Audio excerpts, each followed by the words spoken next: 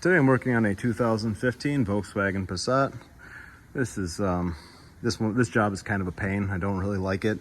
I'm replacing the air diverter servo motor for the position. So if your car is stuck in defrost, this one's stuck in defrost. It could be stuck in any position, and you'll have a fault for the servo, for the air distribution flap. You know, so when you go to move this, it's not moving air up, down, you know, any direction. This is likely what your car needs. It's not really something I would recommend doing at home for your average person. It's in a terrible spot. The servo is kind of behind this bar right there, where that blue circular thing is back there. That servo that I have the black thing attached to, you know, in front of that blue circle is the servo, and there's 3 screws that hold it into place. The screws are 6mm.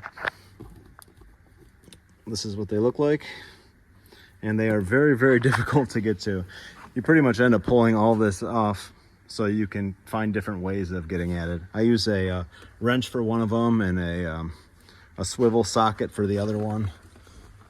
This one at the bottom here, through the back, you can reach up here like this around the back side of this bar and get to one of them with something like this, a 6mm core wrench drive with a short extension. You can get back there and get that one of them.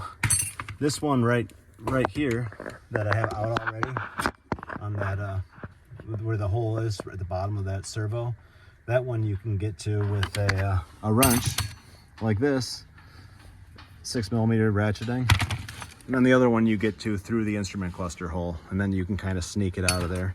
It's a real fight. I wouldn't really recommend doing this at home if you're not super comfortable with if you don't have a lot of auto repair experience, but yeah, that's where it is.